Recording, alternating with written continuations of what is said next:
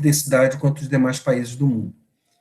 Eu daria como a terceira onda nesse processo a entrada de instituições importantes no mundo, como a Open University, que todos conhecem, evidentemente, em 1971, a UNED da Espanha, em 72, ambas têm mais de 200 mil alunos hoje, a parte da Universidade Aberta da UNAM, da Autônoma do México, e muitas outras. Então, a FERN Universitat, quer dizer, nos anos 70 foram criadas uma série de instituições de educação à distância, e de uma maneira geral a metodologia era tutoria presencial nos polos e material preparado especialmente para a educação à distância, e provas presenciais e laboratórios didáticos nos polos. Então, essa era a metodologia nesse grande boom do ensino superior, com educação superior à distância, nessa época.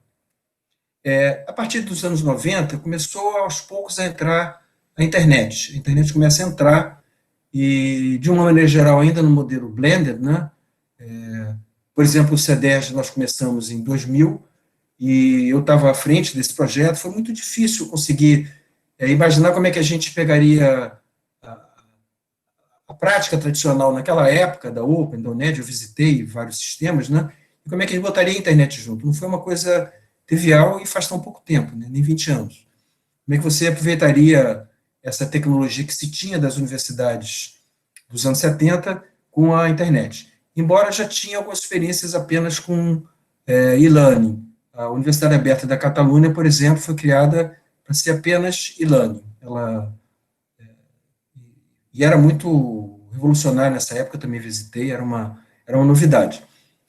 Mas, de lá para cá, dos anos de 2000, 2005 para cá, a boa parte das universidades de educação à distância migraram para o e-learning, ou seja, deixaram de ter o apoio presencial nos polos regionais e passaram a utilizar essencialmente o ensino à distância pela internet, né? Portanto, quando a gente está falando de ensino emergencial remoto, utilizando apenas a internet, nós estamos falando de uma coisa que vem sendo a principal prática das universidades de educação à distância no mundo.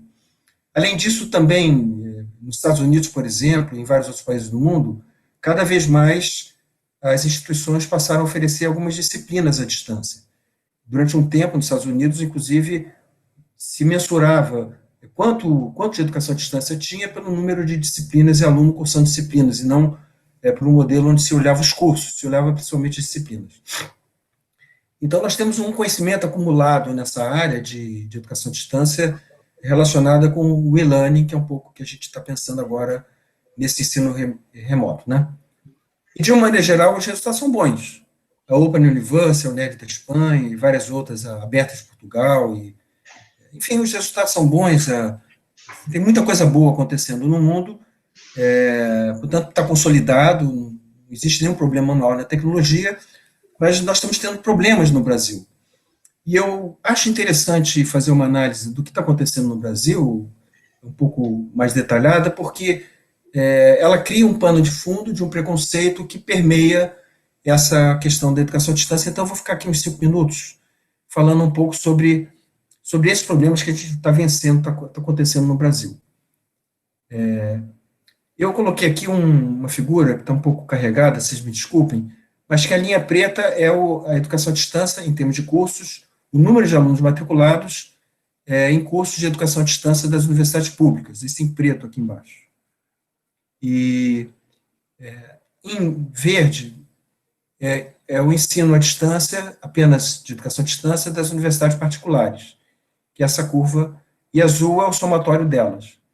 Em vermelho é a educação à distância das 5 instituições com mais alunos.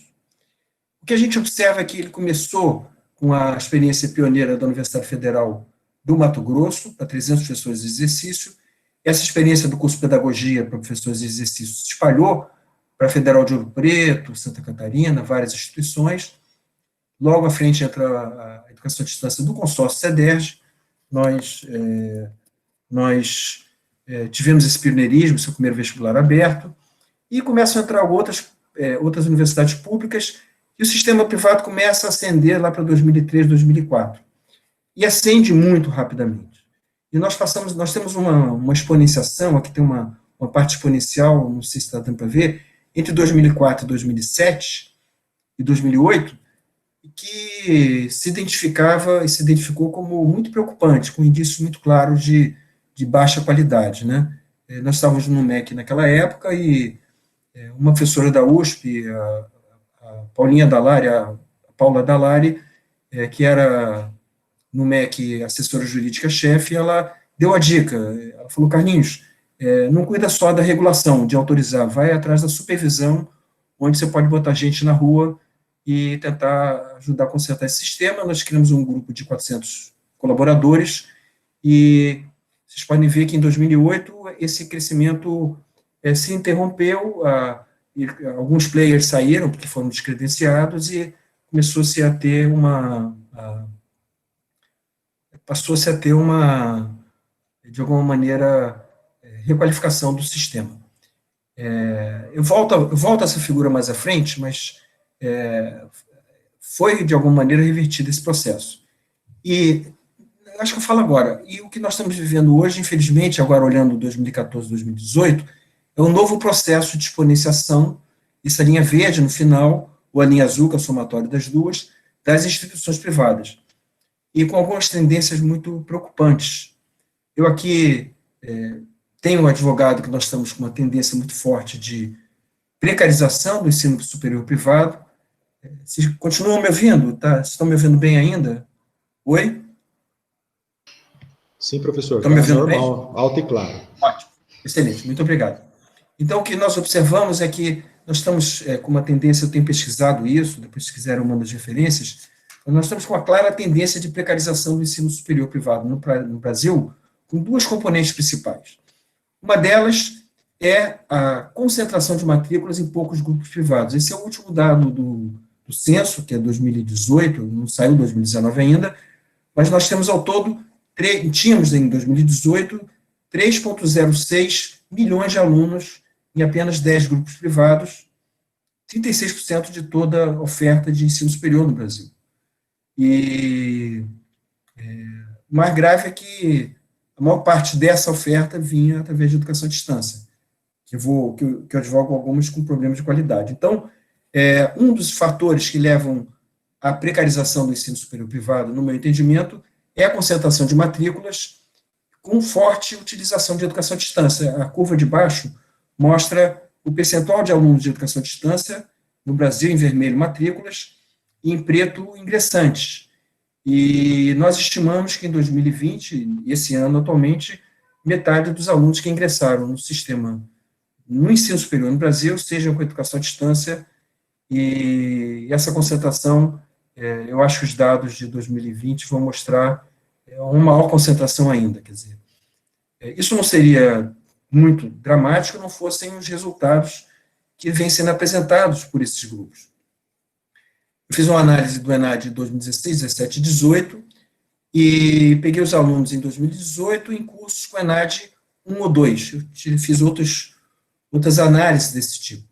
E o que a gente observa é que quase 50% dos alunos desses 10 grupos presenciais à distância estavam em curso com ENAD 1 ou 2, contra 36% das outras privadas e 16% das públicas. Então, essa concentração de matrículas com forte utilização de educação à distância, ela não está dando um bom resultado em termos de qualidade mensurada pelo ENAD. E, em particular, se nós pegarmos, em 2018, os 473 mil alunos da Croton, 98% deles estavam em cursos com ENAD 1 ou 2, porque a gente pode, eu estou agora comparando, de fato, cursos presenciais à distância. Um outro dado muito preocupante é a evasão. Eu tentei ver se os alunos que entraram em 2017 ainda estavam matriculados e ativos no final de 2018. Ou seja, com a evasão, quantos por cento dos alunos foram desligados entre 2017 e 2018, tendo entrado em 2017. São dados do censo de 2017 e 2018. E 44% dos alunos desses 10 grupos privados evadiram contra 27% das outras instituições e 22% das públicas. E muito dramático perceber que as duas maiores, a Croton, 60% dos alunos evadiram nos primeiros 2 anos e a Unip 50%. Então, eu acho que esses dados falam por si, eu tenho uma série de outros elementos, mas é muito claro que nós estamos com um problema de precarização e alguns resultados alarmantes. Aqui está o ENAD da pedagogia, Você tem, aqui estão acho que os 15 primeiros, os resultados com maior número de alunos, e a gente observa alunos de pedagogia formando em cursos com ENAD 1. O ENAD 1 é muito ruim. Eu também tenho a curva da distribuição das notas, então, nós temos exemplos bons, por exemplo, o ENAD do CEDERJ, da UERJ no Rio, é 4, quer dizer, absolutamente possível fazer um bom ensino à distância, mas são resultados preocupantes. Se nós traçamos a curva do ENAD proporcional, eu tenho um índice que eu faço o ENAD vezes o número de alunos somado sobre todos os cursos, existe uma clara correlação entre o ENAD e o número de alunos de educação à distância da instituição. Ele decai. E uma outra relação muito clara, a gente está publicando agora um trabalho de custo aluno ano, das particulares e públicas, e um dos subprodutos é esse que a gente mostra que o custo aluno ano é mais barato, então existe um claro processo de utilização intensa pelos grandes grupos privados de educação à distância, que é nocivo ao país. E eu estava mencionando exatamente, nós estamos tendo uma nova exponenciação, muito parecida com aquela que a gente teve nesse período que a gente estava à frente da Secretaria de Educação à Distância, e nós temos várias suspeitas, entre elas que o conteúdo, naquela época, o conteúdo era muito frágil, e a avaliação também. Então, são suspeitas muito marcantes de que nós estejamos num caminho ruim. Eu quis falar sobre isso porque eu acho que isso é um pano de fundo do preconceito que se tem na educação à distância no Brasil, e esse pano de fundo é correto, nós temos problemas. Aqui eu queria mostrar o resultado que o Glaucio mencionou. Existem inúmeros outros resultados no Brasil e no mundo. Agora, assim, fazendo esse contraponto, né, a educação à distância ela é ótima, é maravilhosa, ela ajuda a democratizar, ela pode ser feita com a mesma qualidade, e o problema não está na metodologia, mas está enfim, eventualmente o uso comercial da educação à distância por grandes grupos privados com ação na Bolsa de Valores. Então, eu queria tentar desvincular isso, apesar de ter feito alerta, e deixar muito claro que ela pode ser muito bem feita. Aqui eu tenho um resultado dos alunos do consórcio das universidades públicas, que a gente ajudou a construir. As universidades do Rio de Janeiro, a UFRJ, o UERJ, o Rio, Rural, o ENF, o UF, o Cefet, eles fazem parte do consórcio.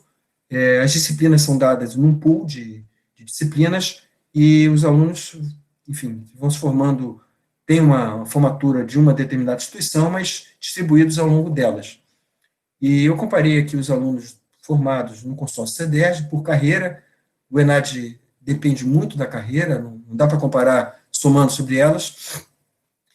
E eu tenho o ENAD presencial das mesmas universidades, somando sobre todos os alunos das presenciais, que a gente pode observar aqui que a gente tem resultados equivalentes, o da química pior no consórcio CEDERJ, o da geografia melhor.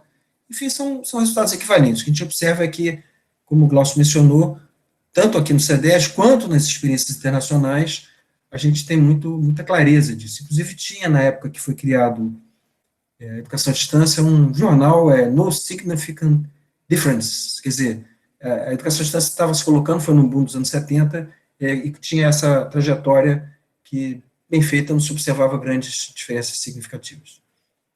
Eu queria agora entrar mais na questão do ensino emergencial remoto, e dizer que ele está em pauta de todas as universidades hoje, né? Não sabemos quanto tempo vai durar a pandemia, acho que o próximo semestre ele vai ser feito dessa forma, acho que não tem solução. Eu tenho um levantamento que eu confio aqui, que é da IFES, da Andifes, que foi feito mais de um mês atrás. É uma palestra da professora Isabel, que é presidente do Fórum de Pró-Reitores de Graduação da Andifes, e naquela época nós tínhamos 63% das IFES, das federais, discutindo seu retorno. Acho que a maior parte delas decidiu de retornar em agosto. A minha acabou de decidir agora, semana passada, já estava nesse caminho, a UFRJ.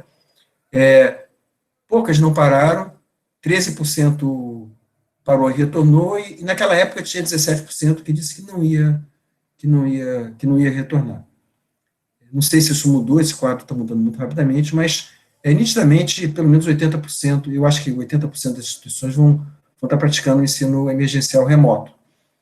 E aqui embaixo é o quadro do MEC. Esse quadro do MEC eu entrei, liguei para alguns coordenadores, ele tem algumas, enfim, eu achei que tinha algumas inconsistências, mas o quadro, em linhas gerais, é mais ou menos isso. Quer dizer, acho que, pelo que eu pude perceber, a a maior parte das instituições federais, aí tem as federais e os Cefetes, nos institutos federais e Cefetes, então o quadro é esse, quer dizer, todos estão se preparando para fazer oferecimento desse ensino emergencial remoto. Eu queria falar um pouco sobre o que seria isso, né? Esse é um conceito novo. Eu tenho algum conhecimento na área de educação à distância, é um assunto que vem tendo uma pesquisa consolidada. Eu, como mencionou o Glaucio, eu edito a revista, sou editor da Revista Brasileira de Educação à Distância, então é um assunto que se pesquisa, já se tem algum conhecimento. Mas esse ensino emergencial remoto é um assunto novo, no certo sentido. A oferta de disciplinas de graduação num currículo que tem presenciais à distância não é novo, mas essa corrida para colocar no ar o ensino virtual, ela é razoavelmente nova. Então, eu fiquei pensando que a gente tem uma linha entre dois marcos, né? Um seria simplesmente pegar uma videoconferência como essa que a gente está, o Google Meet, o Zoom, e dar a mesma aula. Eu vou pegar os alunos, vou dar a mesma aula que eu dou presencial, e com os mesmos livros, com os mesmos exercícios, a mesma coisa, quer dizer, em vez de dar aula presencial, vou dar essa aula por videoconferência. Esse é um limite, né? Um limite que eu estou colocando o outro limite seria a educação à distância estruturada, como a gente tem no CEDERJ, seja ela blended, como a gente tem no CEDERJ, tem polo, tem tutoria presencial, eu fiz questão de manter isso, eu fiquei 20 anos quase lá, eu acho bom, nós temos isso apenas nos 2 primeiros anos, depois é só e-learning, mas os 2 primeiros anos de adaptação dos alunos, eu acho importante ter os polos de apoio presencial, sendo que o laboratório de física, tem curso de física, licenciatura e biologia, e os laboratórios são equivalentes e iguais aos que temos na universidade, oferecidos nos polos. Mas, mesmo que não fosse blended, né, que fosse só com e-learning, normalmente você um ensino à distância estruturado, você tem uma equipe multidisciplinar para preparar a disciplina, o professor leva quase 1 ano para preparar essa disciplina, com web design, desenho institucional, enfim, tem um tempo de preparação disso, tem uma tecnologia, tem um apoio logístico estruturado, os servidores que tiver que ter para ter os vídeos que você precisar na internet, uma estrutura de aplicação de provas. A própria instituição, no caso do CEDERJ, tinha uma metodologia pedagógica, que era uma linha mestre, e que depois ia diferindo por curso, não era igual. O curso de pedagogia tinha uma trajetória diferente do de licenciatura em física, que é dada, inclusive, pela FRJ. Eu queria que homenagear o primeiro coordenador, que foi Felipe Canto, depois o Leandro, a gente sempre teve à frente dessas carreiras pesquisadores consolidados, né? E tutores presenciais à distância. Então, do lado direito, a gente tem o que seria uma educação à distância bem estruturada. E agora a gente tem aí esse in-between, né, essa coisa no meio do caminho, que é o ensino emergencial remoto. Eu prefiro chamar de ensino virtual emergencial. Eu advogo que ele não deve ser simplesmente trasladar uma videoconferência no Google Meet. Eu acho que a gente tem que tentar fazer alguma coisa emergencial, mas que seja um pouco diferente. Eu vou falar um pouco sobre isso. Quando você faz a docência no espaço virtual, isso a gente sabe pela metodologia de educação à distância, então eu não estou chutando aí, não estou chutando, inferindo. Quer dizer, quando eu estou falando aqui do ensino emergencial remoto, eu estou um pouco, acho que chutando é um pouco forte, mas eu estou um pouco imaginando, pensando que não está consolidado, né? Mas quando a gente fala de ensino virtual, isso está consolidado, então a gente já tem um conhecimento mais aprofundado. E é importante, e aí tem muita coisa aí nessa história, né? Cada pedacinho da educação à distância tem um trabalho estruturado, mas eu separei 3 coisas que me parecem mais marcantes. A primeira é separar os conteúdos essenciais dos demais e tratar de forma diferente. Eu vou usar como exemplo um curso que eu estou preparando agora de introdução à química quântica para os alunos do Instituto de Química. Até comentei com o Glaucio que eu passei 20 anos fora do Instituto e estou tentando me acostumar com H cortado, com os H cortados, né? H cortado, essas coisas, né? H sobre 2π, enfim, as equações diferenciais, eu estou voltando. Meu último artigo na área foi publicado, acho que há uns 5 anos. Então, passei um tempo distante. Mas o que eu estou fazendo com esse curso de Química Quântica? Só para dar como exemplo, né? Eu separei em 5 unidades. A primeira unidade eu vou desconstruir um pouco o mundo clássico dos alunos.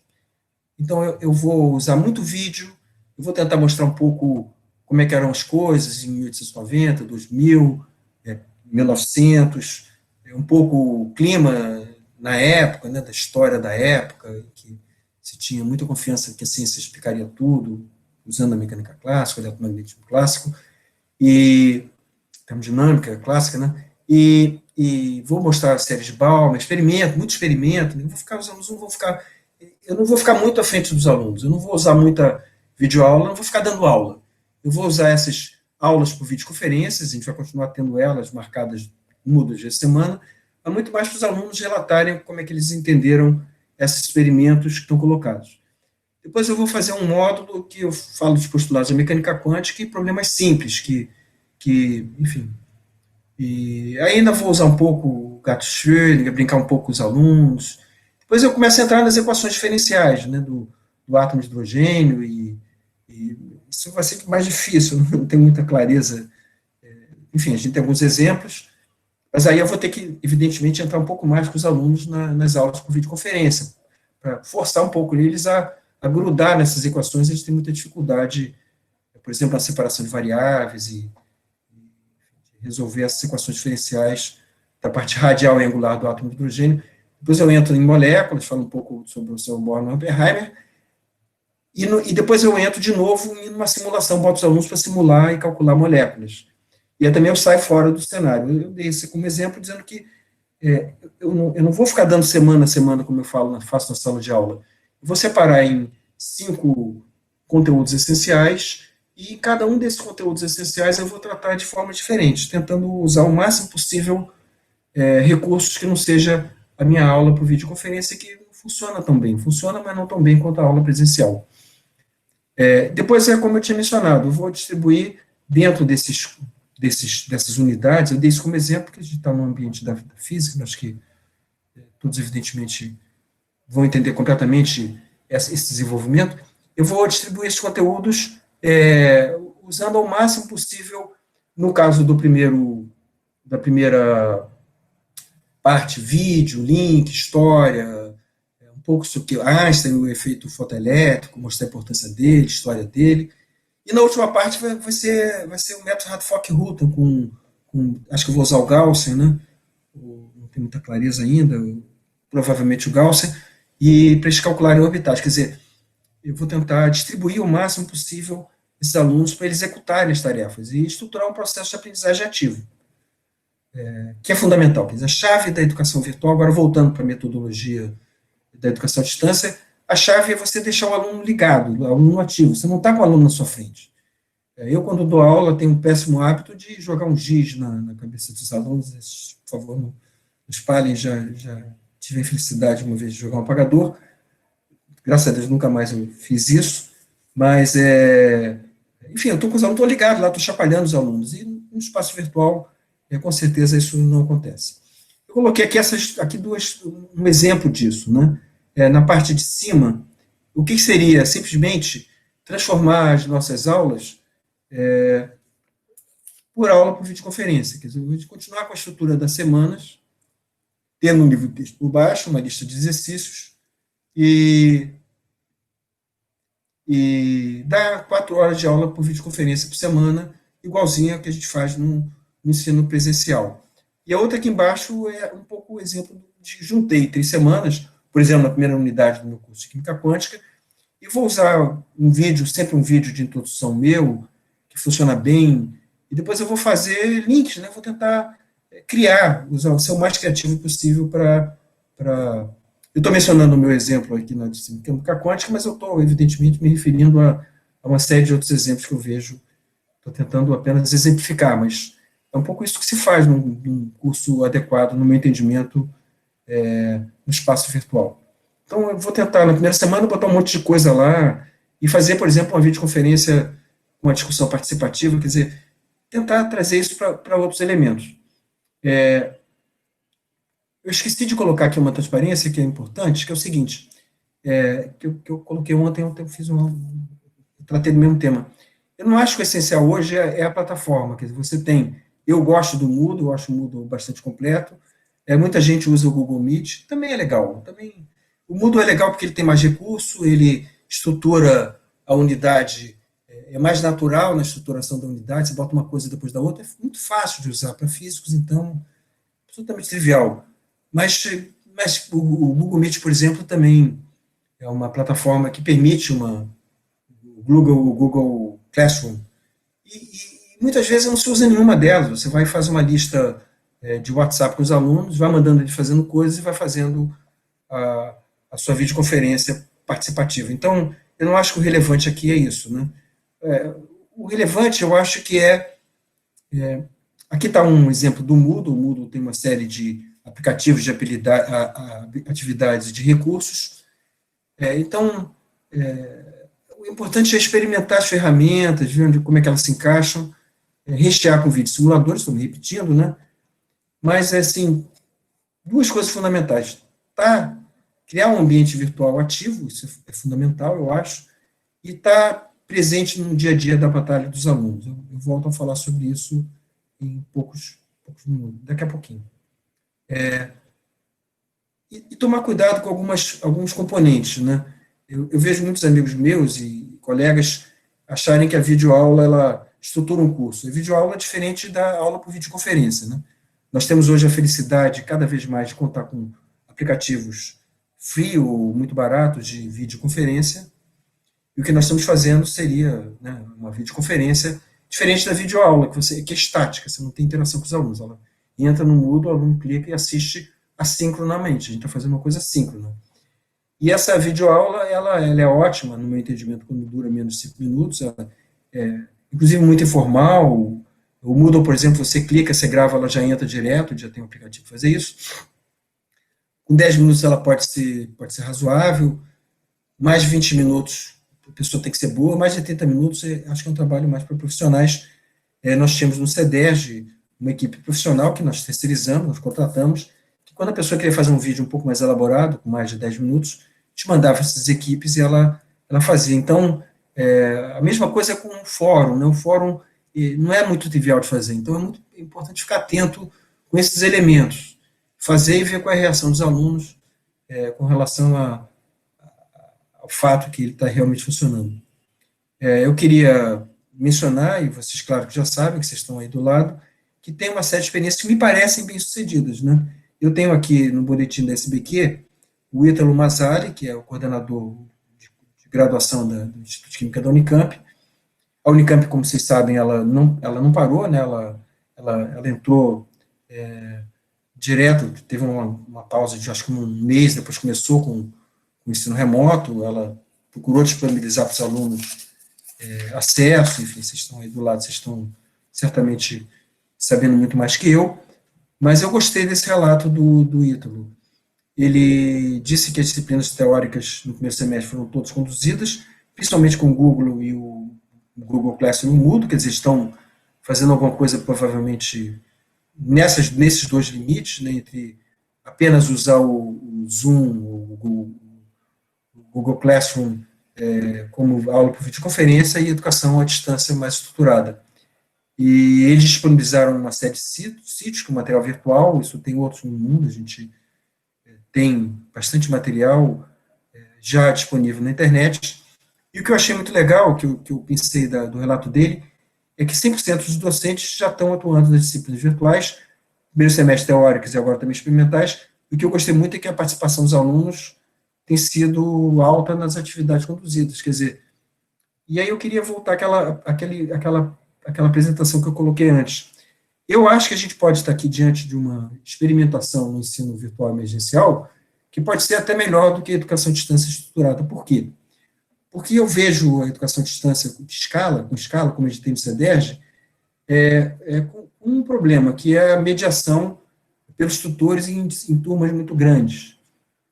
E quando eu estava saindo do CEDERJ, nos últimos 2, 3 anos, eu estruturei um grupo de 50 pessoas com técnicos para tentar mudar um pouco, criamos turmas menores, e nós temos problemas aqui, nós temos problemas de plena utilização do espaço virtual e de plena utilização do espaço virtual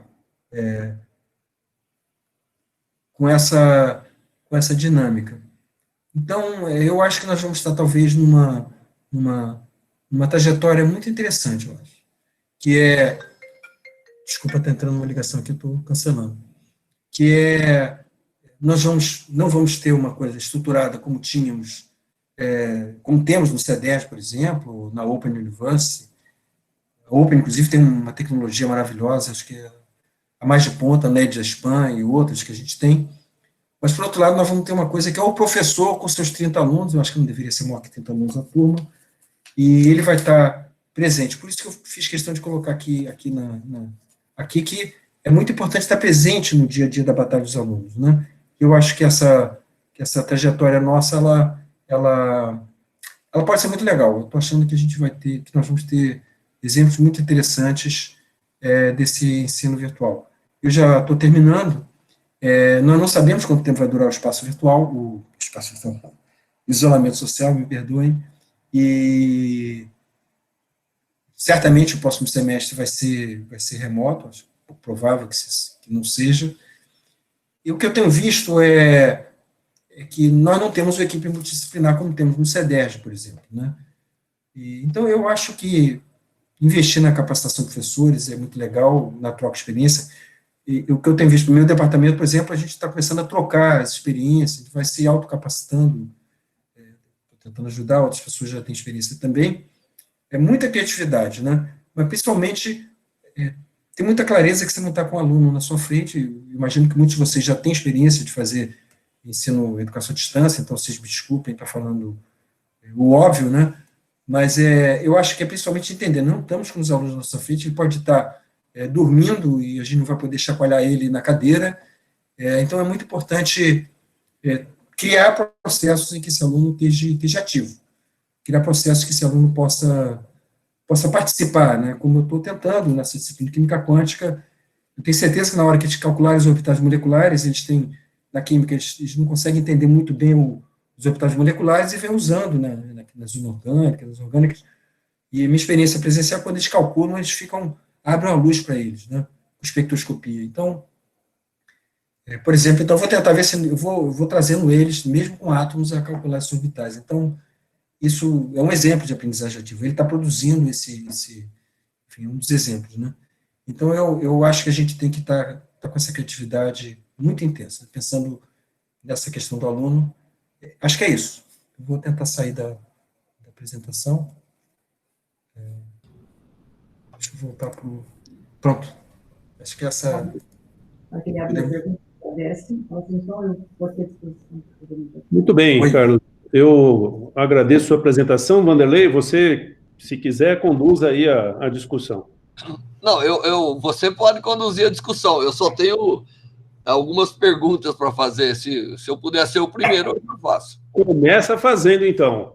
Tá. Bom, Carlos, primeiro eu só quero te lembrar uma coisa que quando eu era criança me marcou muito, porque o estado de São Paulo, na década de 70, eu estou me referindo a comecinho da década de 70, ele publicava ele tinha semanalmente o supletivo do Estadão, que era um tipo de educação à distância e que as escolas presenciais, eu me lembro de professoras que pegavam, naquela época nós tínhamos o mimeógrafo, lembra? Lembro, eu usei muito, era um show de alto. Nós não tínhamos xerox. Então, ela pegava, eu lembro que ela fazia uma folha assim, repetindo algumas coisas interessantes, né? Então, você vê, né? O Brasil já está, desde a década de 70, aí, tentando educar no ambiente não formal de educação, tá certo? Só para lembrar, inclusive, é uma coisa marcante, porque nós estávamos lá preocupados em educar mais, mesmo não tendo ambientes formais de educação. Deixa eu só fazer uma pergunta bem objetiva. O tempo de aula, eu vi na sua programação, você falou em 2 horas de aula. Eu entendi errado, porque o que eu noto é que Eu dava aula de 55 minutos, 50, é muito para a internet, o aluno não consegue. Então, você poderia dizer alguma coisinha? O que você acha da sua experiência? Eu estou advogando exatamente o contrário. Eu estou dizendo que eu vejo muitas pessoas usarem o ensino emergencial remoto reproduzindo as nossas 2 horas de aula na sala de aula. Foi nesse sentido que eu falei das 2 horas, né? Ah, tá bom, desculpa. Eu usei exatamente para, não sei se eu me expressei bem, para advogar que isso não deveria ser feito, no meu entendimento, no espaço virtual. Eu queria dar a experiência do meu neto, Yuri, que está numa escola em que eles estão tendo 4 horas e meia de aula remota, ensino básico por dia. Ele não aguenta. Meu filho tem que ficar do lado dele, é um santo, cutucando, beliscando ele para ele conseguir aguentar. Então, eu estou advogando exatamente que não se faça isso, que se tente... Qual que é o tempo que você acha? Eu não tenho muita clareza. Eu acho que... Eu tenho muita clareza que deve se substituir ao máximo as aulas por outras atividades. Olha, eu acho segundo os alunos, eles dizem que em torno de 20, 25 minutos é o que eles consideram uma aula tolerável, vamos dizer, do ponto de vista de não cansar muito. Então, às vezes é melhor quebrar em algumas e deixar o aluno com a liberdade de ter a aula no momento que ele quiser, né? Você tem muitos professores que estão gravando as suas aulas e os alunos podem assistir com stream no tempo que eles querem, né? Mas eu não tenho nenhuma percepção muito clara do tempo, porque eu também acho que as aulas, se não for uma aula desse tipo, eu dou aula, você assiste, mas uma aula participativa, que é mais difícil na física, mais fácil na economia, você tem tempos diferentes. Se você está discutindo, se você faz um pouco aquele processo de aula de aula invertida, onde os alunos estudam e depois você discute os conteúdos com os alunos, e isso é razoavelmente participativo, isso pode ser um tempo mais longo. Agora, se você quer dar para os alunos a equação de Schrödinger do átomo de hidrogênio da parte radial, aí eu acho que mais de meia hora eles não vão aguentar. Então, eu acho que, eu não acho, Vanderlei, que a gente tem eu advogo que na educação à distância você não tem que estabelecer esse tempo de uma maneira tão rígida. Eu acho que você deve justamente, no meu entendimento, tentar buscar os caminhos que possam, enfim, diferentes para momentos diferentes. Agora, deixa eu só, última coisinha. Eu fiz um curso aqui, semipresencial, na verdade, porque eu tinha reunião com eles de introdução à física atômica e molecular. Mas eu dava a aula, a videoaula, né, e depois discutia. E eu notava o seguinte, quando o aluno vê uma única vez a aula, ele tem um rendimento. Todo aluno que é capaz de ver 2 vezes a mesma aula, o rendimento dele realmente melhora. Então, às vezes, dá a aula online, mas deixar disponibilizado a aula para o aluno ver de novo, ele consegue ler melhor entre linhas, entendeu? Então, eu fiz, eu já dei 3 vezes esse curso. E uma vez eu olhei assim, quem vê uma vez tem um rendimento que não chega a 45%. Na segunda vez, isso pula para 70% quase. E na terceira vez, ele chega a 80%. Então, o aluno vendo de novo a mesma aula, o rendimento é muito bom. Então, eu acho que, como é assim, nós estamos envolvidos nisso, como você mesmo disse, é uma coisa que veio que vai ficar de alguma maneira, né? Então, eu acho que sempre ter as aulas para o aluno rever é muito bom. Bom, eu queria agradecer, Carlos, foi ótimo, tá bom? Muito obrigado, viu? Eu que agradeço. Pode conduzir a discussão aí. Bom, está aberto a palavra aí, as perguntas dos colegas. O Vanderlei me pediu para fazer essa coordenação aqui agora. Você pode, quem quiser, simplesmente abrir seu microfone e fazer a pergunta, ou se quiser sinalizar que gostaria de falar, escreve isso no chat. Ô, Glaucio, se eu puder fazer uma pergunta, é o Walter. Pois não, Walter. Bom, boa tarde ou boa noite a todos. Um prazer escutar a palestra, Carlos. Você se mencionou, inclusive, a equação de Schrödinger como exemplo de algo que não é muito agradável, talvez, a gente fazer, principalmente online, né? As expressões são grandes, e é exatamente nesse ponto que eu estou, do curso de Física Moderna. Tem sempre um desafio, que é esse que você coloca, de não fazer alguma coisa muito longa, mas, ao mesmo tempo, tem coisas que não tem jeito, né? você tem que enfrentar. E o que eu gostaria de ver, se você tem alguma experiência, quanto ao comportamento dos alunos em cursos dessa natureza, porque nós estamos sempre discutindo como que nós, professores, temos que nos adaptar a esse tipo de método, mas será que os alunos estão, com o tempo, se adaptando a esse tipo de ensino? Eu tenho um exemplo interessante que eu tenho 2 ou 3 alunos no curso que já deve ser a 3ª ou 4ª vez que faz o mesmo curso, e nunca fizeram uma pergunta sequer em sala de aula. No entanto, quando você faz o curso online, eles são uns tagarelas no chat. Então, eles têm uma desinibição quando faz o curso online. Isso é um ponto positivo, né? Mas eu acredito que tenha outros pontos negativos por parte do aluno para assistir esse tipo de curso. Quer dizer, será que você tem alguma experiência indicando qual é o comportamento médio dos alunos desses cursos online? Você quer que eu vá respondendo cada uma, Glaucio? Posso responder? É melhor. Tá. No CEDERJ a gente tem experiência do CEDERJ, experiência desse sistema de educação à distância, como eu mencionei, as experiências do ensino remoto emergencial já são, eu acho que não estão consolidadas ainda, né? No CEDERJ, assim como no presencial, a nossa maior dificuldade eram as exatas. A maior evasão, a menor retenção. Então, eu acho que o nosso métier de físicos é duro, né?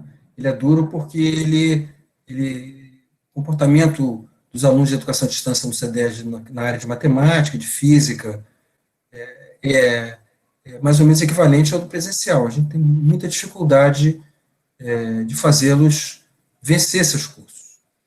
E a experiência que a gente tem, enfim, é que é difícil mesmo, não é fácil, não estou sendo muito otimista nesse sentido, né? Mas eu acho que essa dificuldade ela está no ensino presencial, no ensino à distância. Algumas coisas foram feitas assim, ao longo desse processo, né? A matemática, por exemplo, que era coordenada pelo professor Celso Costa, ela melhorou muito quando passou a trabalhar muito com lista de exercícios e tentar dirigir essas tutorias para solução de problemas, um pouco no conceito da atividade, né? Quer dizer, não sei exatamente como é que a gente pode fazer isso de uma maneira com a equação de Schrödinger, eu vou fazer agora, mas eu acho que, de repente, picar isso e fazer como lista de exercícios, acho que talvez possa diminuir. Mas, assim, infelizmente, eu acho que é difícil mesmo. A gente está numa área, na hora que lida com as equações matemáticas, é muito difícil. Paulo Barbeita? Paulo Miranda, quer fazer sua pergunta? Sim, obrigado, Glaucio. Professor, muito obrigado pela palestra, foi muito estimulante. A minha pergunta, são 2 perguntas simples. Eu estou fazendo a coisa errada, eu sei que não é o ideal, mas a gente está fazendo basicamente a translação da nossa aula presencial para o ambiente online. E, claro que com listas de exercícios, etc., mas eu acho que o ideal ainda seria ter um envolvimento maior dos estudantes nessa aprendizagem ativa, né? Eu queria que você pudesse dar algumas dicas, talvez, do que pode ser feito numa turma grande de 60 alunos de engenharia, por exemplo, o ciclo básico da engenharia. Como implementar uma metodologia mais ativa de discussão, talvez, né? Num ambiente online, assim, com muitos estudantes, porque a tendência que eu vejo é que 1 ou 2 vão participar e a grande maioria vai ficar alheio, né? E a segunda pergunta é bem objetiva, é sobre avaliação. Para mim, o grande calcanhar de Aquiles aqui é fazer uma avaliação que seja justa e que diminua o efeito aí da cola, né, da fraude. E, assim, quando os alunos são automotivados, isso não é um problema. Mas a gente sabe que no ensino de massa, muitos deles vão estar querendo simplesmente passar na disciplina, né? E aí isso pode se tornar um grande problema, né? Paulo, duas questões excelentes que você colocou. A primeira questão, eu não sei se a melhor coisa é dar 2 horas, você está dando uma turma de... É o que? Física 1, Física 2, alguma coisa assim? Não, Física 2. Física 2, né? Eu não sei se a melhor coisa é você dar... eu estou aqui, de novo, a gente está aprendendo esse processo, porque ele não está estruturado, mas eu não sei se a melhor coisa é você dar 4 horas de aula para turmas de 60 alunos. Talvez um pouco mais de esforço, não sei se é possível tentar quebrar em 2 turmas de 30 e dar talvez um pouco menos de tempo, 1h20, e dar um pouco mais do seu tempo. Eu estou, claro, simulando coisas, eu não sei, mas eu tenho um pouco... Eu acho que essas turmas de 60 alunos não funcionam no espaço virtual. No CEDES a gente estava tentando, não tinha aula por videoconferência, eram outros mecanismos, mas tinha a turma no espaço virtual, e a gente chegamos a ter turmas de 300 alunos, a gente foi quebrando em cada vez turmas melhores, e não tinha... E se eu fosse fazer o CEDES de novo, eu faria diferente, usaria intensamente as aulas por videoconferência, que tão ótimas. Na minha época, quando eu comecei a fazer, não tinha, depois entrou aquelas videoconferências por satélite, muito difíceis de usar. Depois teve o Adobe, que a RNP colocou no ar, que foi bom, mas difícil também de usar. E agora a gente está com esses aplicativos de aula por videoconferência que são maravilhosos. Mas eu não acho que eles vão funcionar com 60 alunos. Então, a minha primeira sugestão é se você pudesse pensar em talvez diminuir um pouco o tempo dessas aulas, que 2 horas, 2 vezes por semana é muito tempo, e talvez, não sei, eu chutaria uma coisa por aí, né? Seria, eu acho pouco provável que você consiga criar um ambiente participativo com 60 alunos nessas aulas por videoconferência. A segunda questão, a questão da avaliação, é um problema muito complexo, e exatamente na avaliação, na época que eu era secretário do MEC, que a gente percebia a grande fraude. Naquelas exponenciações que nós vimos, Paulo, onde tínhamos aquela fraude, a gente foi correndo atrás foi um trabalho com muitos colegas da universidade, como eu falei, a gente tinha 400 colaboradores, o que a gente percebeu é que exatamente o conteúdo era muito aligerado e a avaliação não valia. Então, a gente está diante de um processo bastante complexo. E eu acredito que você tem avaliação formativa ao longo do processo, que podem ser listas de exercício, outras coisas que está fazendo, que também não tem a garantia, mas na nossa área de exatas é muito mais difícil. Eu estava ontem conversando com o pessoal da área de economia, é muito mais fácil.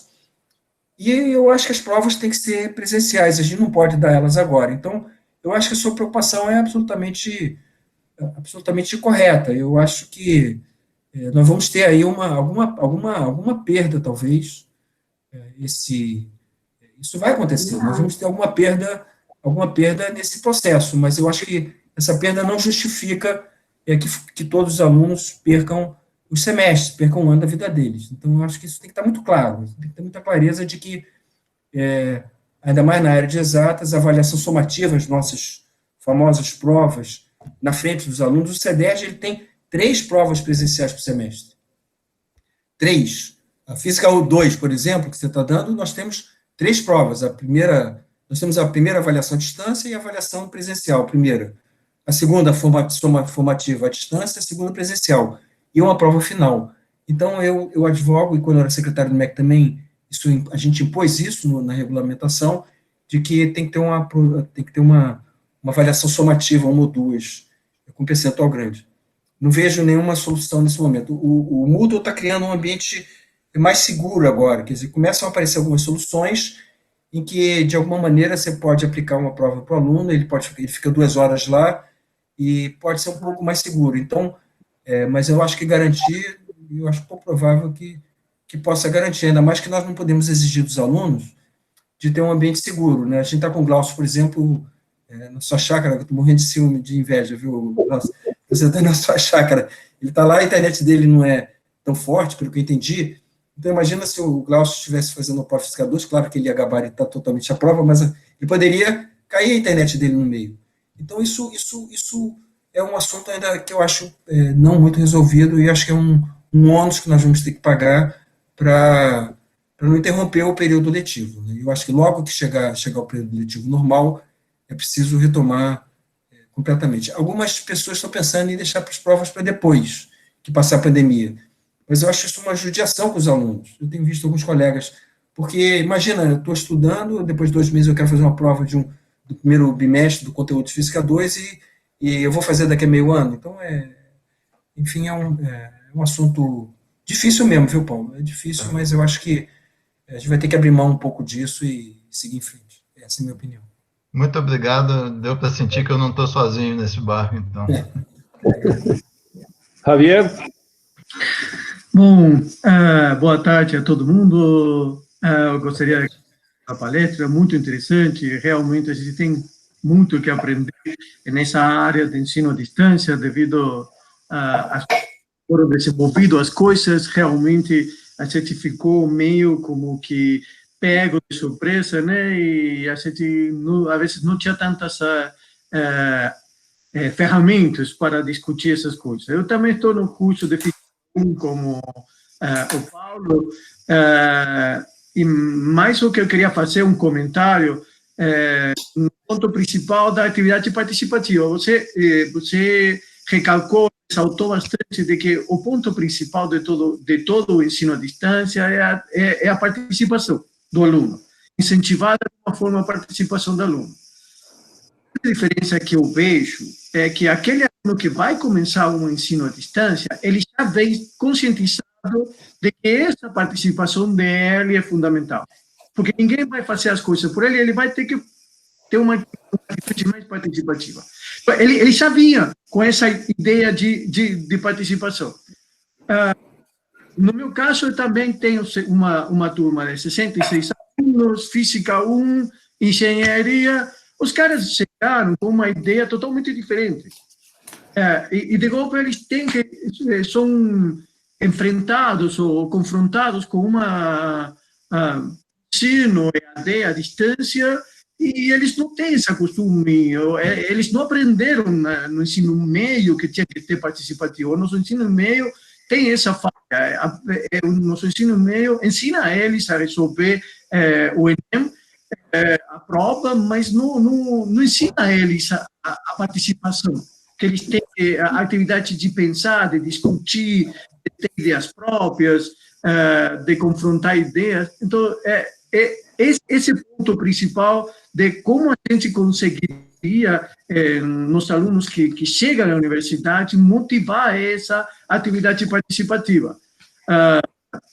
Dançar tipo palhaço em frente, eu não sei, fica meio complicado esse tipo de atividade, e às vezes eu me sinto um pouco frustrado nesse ponto, né? Como conseguir motivar, como incentivar essa participação. O Javier, você não fique frustrado, porque quando no CEDES, por exemplo, a gente criou um curso chamado JEDI para tentar ver se os alunos... Esse é o problema-chave da educação à distância. Então, sinta em casa, quer dizer, eu tive um contato eu tive a felicidade de ter contato com o Otto Peters, que criou a Universidade Fern, da Alemanha, e a gente depois passou uma semana com ele no Rio, enfim. E ele falava no sotaque macarrônico em inglês, parecido com o meu pai, que também era alemão, autonomous learning. Era uma autonomous learning. Eu lembro muito bem porque meu pai também falava inglês e português também muito macarrônico, assim. Quer dizer, os nossos alunos não estão absolutamente criados numa cultura de fazer um estudo mais autônomo, que é a chave da educação à distância. E esse é o problema-chave da educação à distância. Quer dizer, eu, por exemplo, lancei um número especial dessa revista de aprendizagem ativa. Quer dizer, esse é um assunto muito difícil de resolver. Eu acho que, quando eu falo de aprendizagem ativa, eu advogo que, eventualmente, claro que dançar cancan também pode ser, não sei se a gente vai saber dançar direito cancan na frente dos alunos, não sei o que a gente vai fazer, mas eu advogo que oferecer para eles alternativas de aprendizagem, com vídeos, com outras coisas, ajuda muito na nossa área, pelo menos é o que eu tenho percebido, quer dizer, e eu acho que também a divisão em turmas menores, mas é difícil, eu acho que é muita criatividade e talvez não atinja todos eles, porque você está com uma cultura dos nossos alunos que não é participativa, não é autônoma, e eu não sei se eu tenho, enfim, se eu pudesse, seguindo o que o Paulo falou, eu acho que talvez turmas menores ajude na aula por videoconferência e você fazer trabalhos colaborativos também pode ajudar. Eu acho que é muito também uma questão de oferecer para eles outros meios, né, que talvez eles gostem mais do que ficar olhando a nossa cara. Não sei se eles gostam muito de olhar a nossa cara, né? Ainda mais por vídeo. Talvez eles gostem mais enfim, de ter outros mecanismos. Mas, assim, você está tocando num ponto que é chave na educação à distância. Por isso que a gente está advogando turmas menores. Eu, se fosse fazer o C10 de novo, eu faria... nós já fizemos um curso de acesso aos alunos, inclusive antes de eles terminarem o vestibular, que é vestibular ainda, eles já começam a fazer parte, logo que eles passam na primeira prova, e eu acho que esse é um segredo, e nós temos uma desvantagem aí, porque esses alunos estão entrando agora para fazer uma coisa que eles não conhecem com a cultura ruim. Então, é um bicho complicado mesmo. Eu acho que a gente tem que tentar fazer o melhor possível nesse contexto, mas também não nos suicidar se a gente não conseguir, enfim, alcançar um número maior, porque é muito difícil mesmo. A pergunta é de esperar alguma mudança nesse assunto, devido a que agora o ensino médio vai ter que ir também parcialmente à distância? Nós poderíamos ter mais participação aí nesse sentido? Eu não estou vendo boa parte. Eu sou do Conselho Estadual de Educação, presido da Câmara Básica, e a gente tem algumas experiências das escolas de ensino básico, ensino médio, que estão utilizando de uma maneira mais correta, eu acho, a educação à distância, nesse contexto. Não são que nem meu neto, coitado, 4h30 de aula por videoconferência por dia.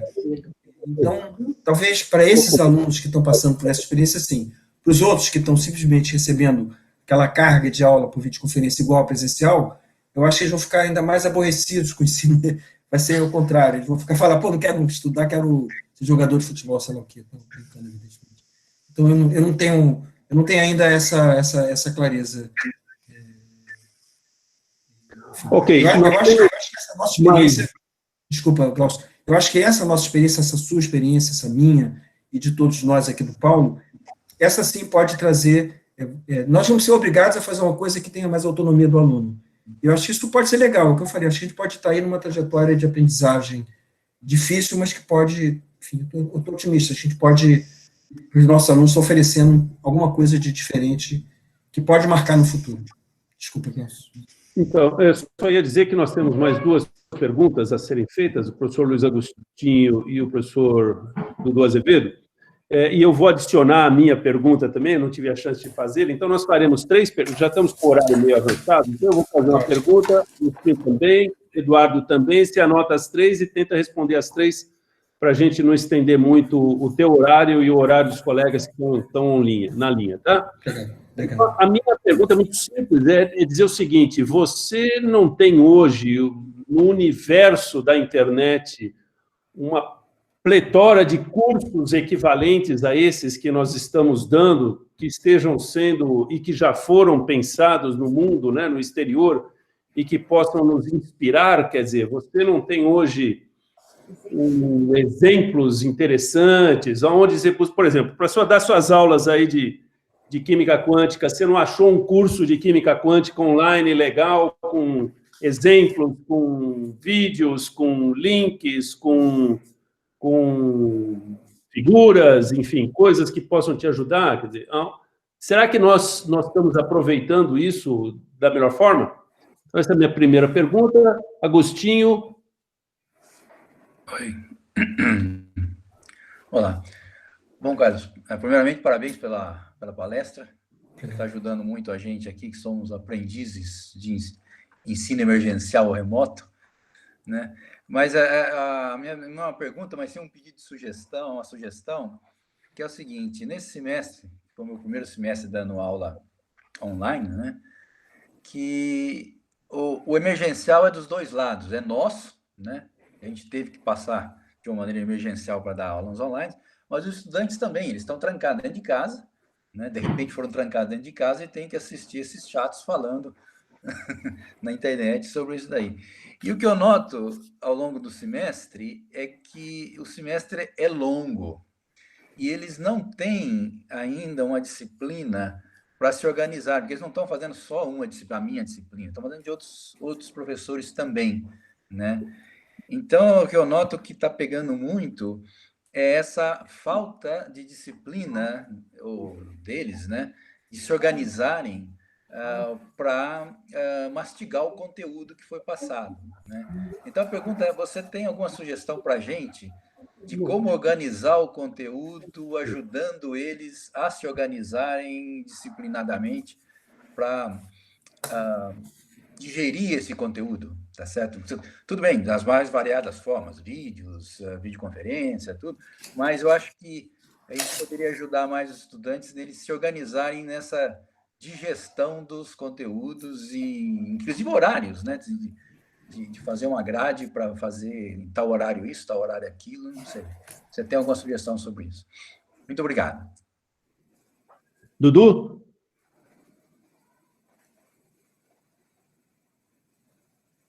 Olá. Bom, primeiro eu gostaria de agradecer também a palestra, né? Acho que está sendo bem elucidativo para todos nós. A minha ideia, a minha pergunta, na verdade, é bem similar à do Agostinho, né? E é sobre uma coisa que você falou na palestra, sobre a presença do professor, né, nessa parte, digamos assim, emergencial que a gente tem. Eu tenho sentido que a gente tem que conversar muito, tem que fazer quase que um papel de psicólogo, porque os alunos lá do outro lado estão dentro de uma situação bem complicada também, né?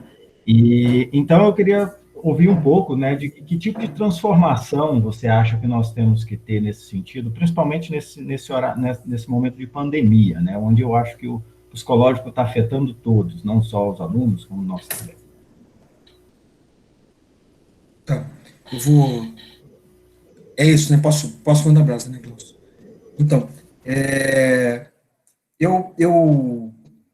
o Agostinho colocou uma questão que tem correlação com a questão que você colocou, que é a questão da cultura dos alunos.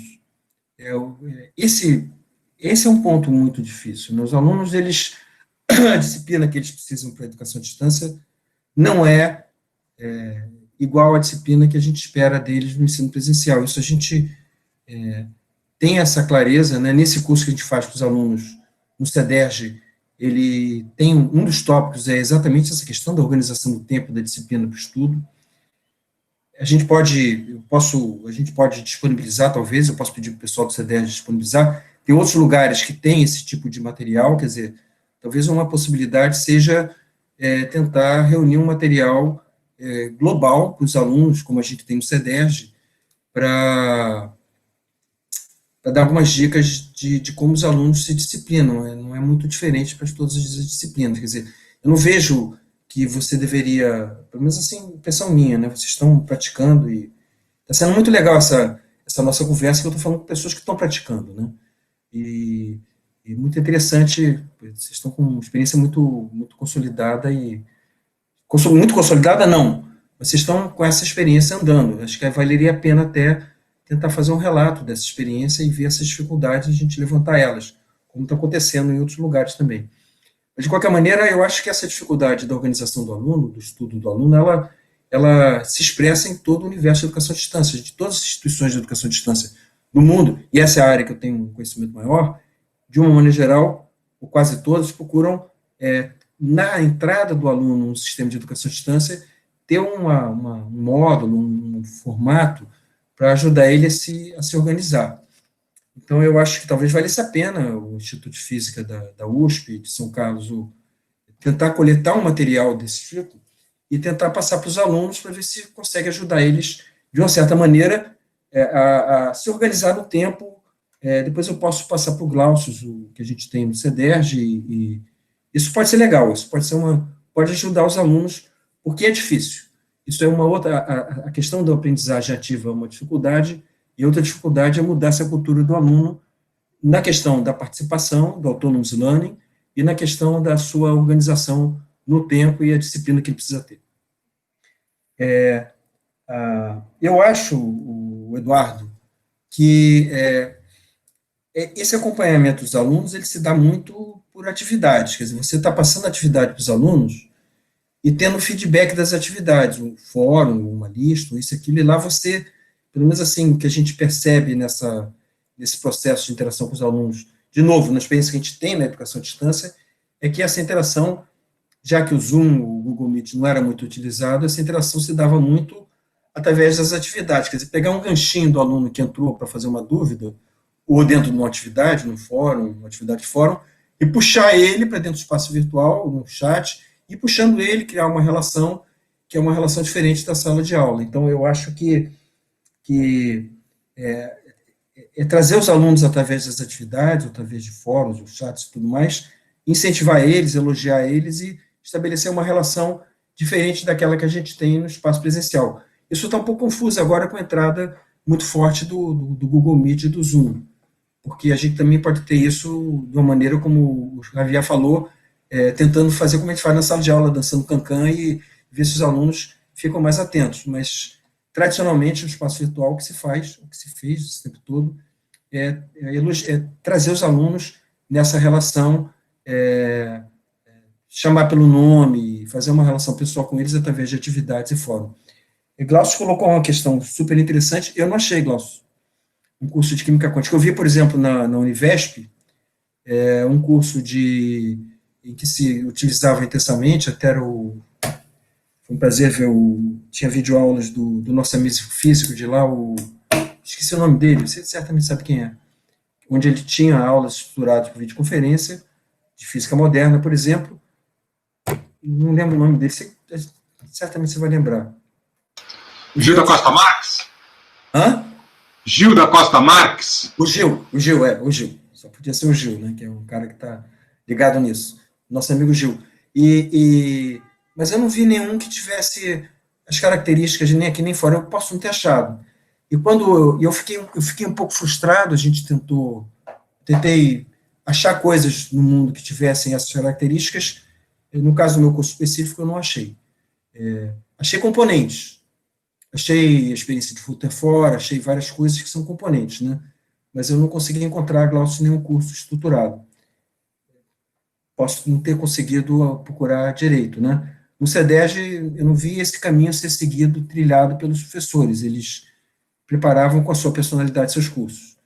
O que eu acho que é pouco provável, né? Concorda? É pouco provável que não tenha isso estruturado em universidades. Eu estava começando um projeto na BED para ver se a gente conseguia reunir, pelo menos no Brasil, os cursos e as disciplinas existentes, mas eu não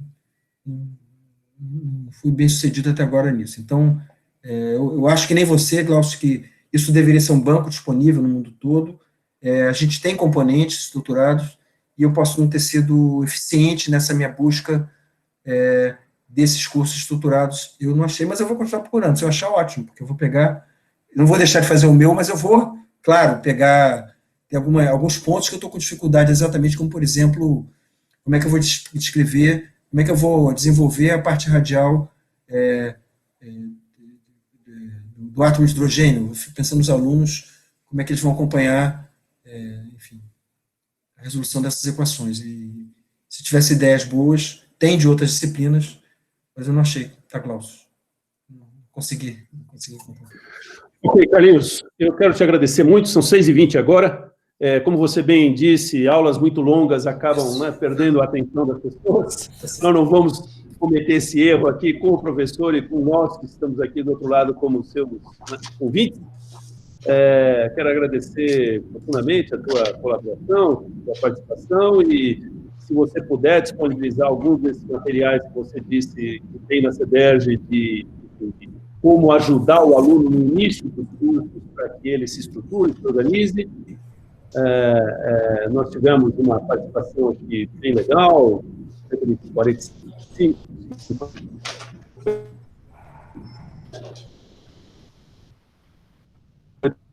pessoas. Aqui à distância, professora Ivone, primeiro ano.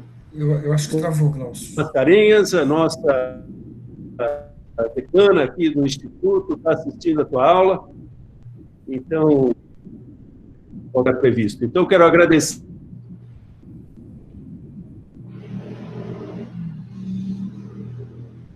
Acho que travou. Eu acho que o Glaucio está caindo. Agora ele cortou a imagem. E seguimos em algum outro momento. Eu saí, Vanderlei, faz o encerramento aí. Não, você já praticamente fez. Eu queria agradecer, né, a oportunidade de discutir o tema.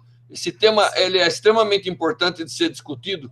Muitas vezes a palestra é um ponto inicial para que a gente evolua as nossas próprias ideias no tema, então é muito importante.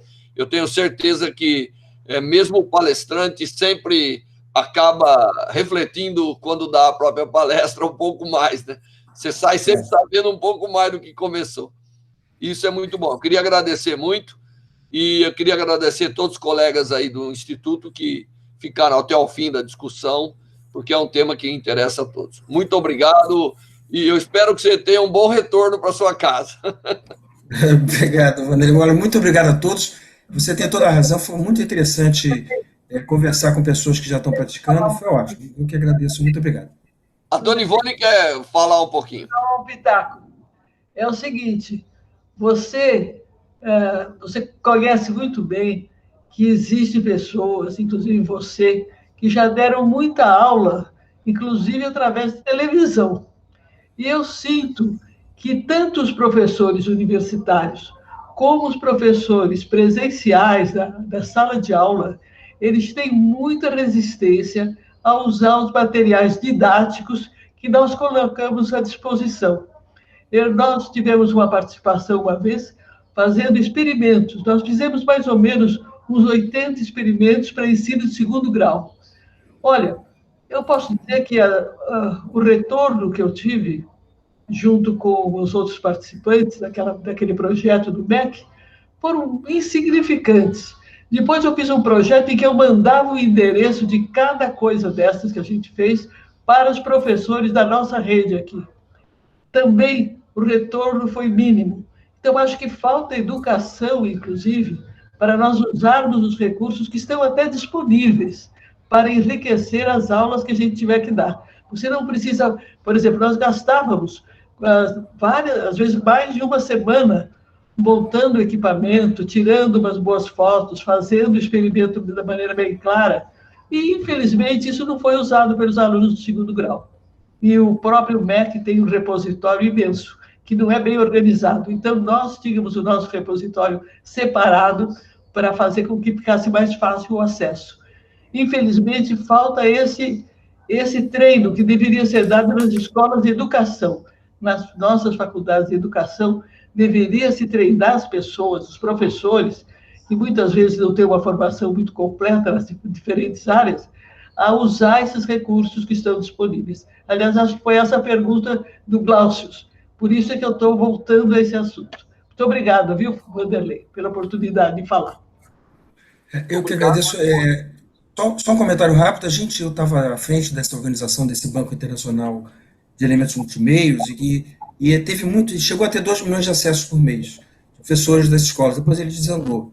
Então, não foi em vão, e a gente usou muita coisa de São Carlos também. Então, só para a senhora saber que, sim, chegou a ter uma utilização, mas isso tem que ter, é uma plantinha que está regando, tem que estar sempre regando. Obrigado aí pela observação, é muito interessante. Vanderlei, muito obrigado pela oportunidade de estar aqui. Obrigado, Glaucio, por conduzir a palestra. Obrigado a todos, pessoal. Tenham todos uma boa noite, tá? Até a próxima. Obrigado. Boa noite. Boa noite a todos. Obrigado, professor Carlos. Obrigado, parceiro. Muito obrigado. Um abraço. Obrigado, Luciano, por ter mantido a internet no ar aí, o Google. Tá legal, professor. Não caiu. Despeça, então. Muito obrigado, tá? Obrigado aí, Luciano. Obrigado. Caiu aqui. Obrigado a todos. Só quietinho agora. Um pouquinho de...